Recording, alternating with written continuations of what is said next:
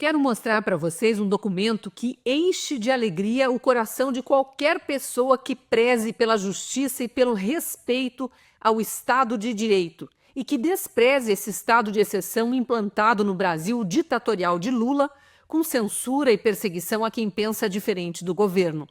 O documento não é do Brasil, é dos Estados Unidos. Mas como quase tudo que anda acontecendo por lá, um dia há de ser copiado aqui também. É a confirmação do perdão presidencial aos perseguidos políticos do 6 de janeiro. Estão todos livres e agora com um documento confirmando a liberdade.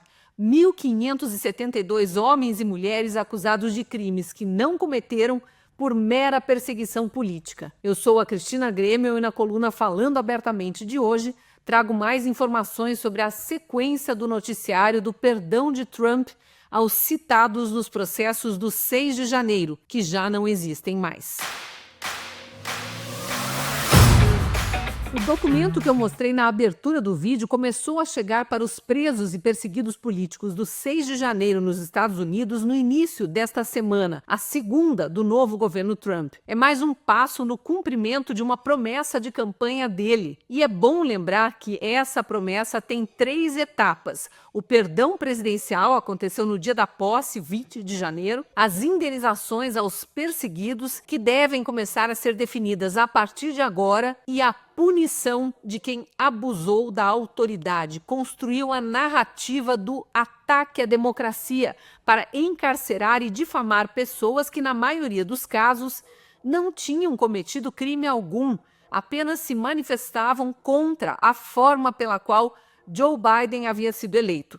Algo muito parecido com o 8 de janeiro no Brasil. É preciso lembrar também que, assim como no Brasil, a estratégia de prender manifestantes, acusar milhares de invasão e depredação de prédios públicos, feita por um pequeno grupo e com infiltrados no meio, produziu também o efeito de aterrorizar o país inteiro. A intenção era mesmo que Biden passasse 4 anos governando praticamente sem críticas, sem manifestações, o que de certa forma aconteceu. Lá e aqui no Brasil, da democracia relativa do Lula, que é na verdade tirania da toga. Essa etapa da punição às autoridades que abusaram do poder para incriminar inocentes pode durar anos até acontecer, mas foi promessa de campanha de Trump e ele assumiu esse novo mandato mostrando que está disposto a cumprir tudo o que prometeu na campanha. Então vale a breve retrospectiva. Na campanha, Trump disse que perdoaria os presos políticos, indenizaria e puniria os acusadores de autoridade, indenizaria os presos políticos, claro. Deu entrevistas garantindo que faria isso porque também ele, Trump, tinha sido incluído na narrativa de ataque à democracia e sabia o que os 1.572 presos e perseguidos sofreram e sentiram nesses anos todos. Não à toa, o perdão presidencial foi um daqueles 100 decretos assinados no dia da posse. Trump tem pressa de justiça. 3 dias depois do perdão, conforme me disse um desses perdoados numa entrevista, a ficha criminal deles já estava limpa no sistema de justiça americano.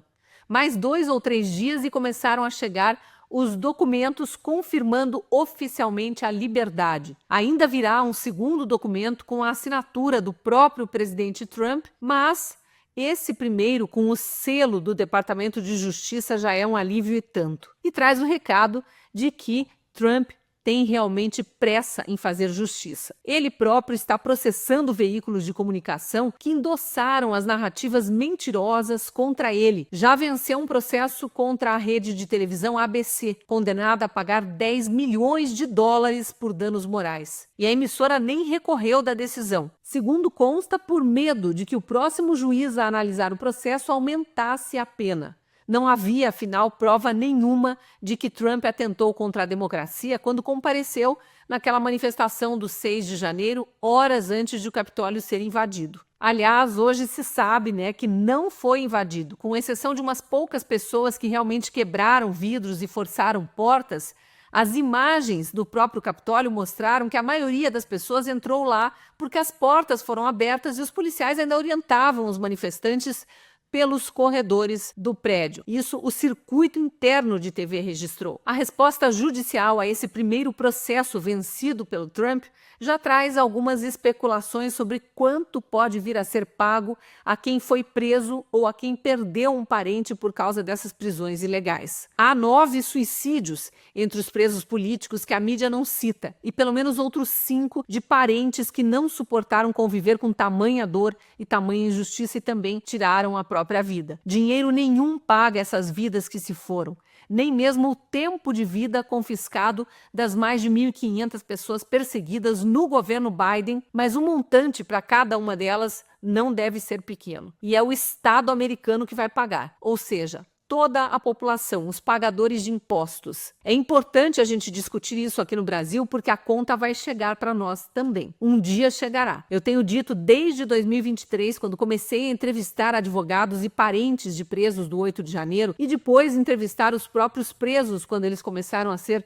liberados com tornozeleiras, que eu quero viver para ver indenizados todos aqueles mais de 2.000, no caso brasileiro, acusados de um golpe de Estado que nunca houve e de crimes que não cometeram. A maior parte, inclusive, presa no acampamento em frente ao quartel do Exército em Brasília no dia seguinte, sem nenhuma prova de que sequer havia um Estado na manifestação na véspera na Praça dos Três Poderes. Termino lembrando que estamos a poucos dias de uma escolha decisiva no nosso Congresso, o Congresso brasileiro, a escolha dos novos presidentes da Câmara e do Senado. Só eles vão poder colocar em votação o projeto de anistia para os presos políticos do 8 de janeiro e de impeachment dos ministros do STF, o Supremo Tribunal Federal, que não respeitam a Constituição e o Estado de Direito e prendem pessoas sem o devido processo legal, ignorando princípios como a presunção de inocência, a individualização da conduta, o direito de defesa e julgamento no foro adequado como manda a lei. Deputados e senadores são os responsáveis pela escolha dos presidentes das duas casas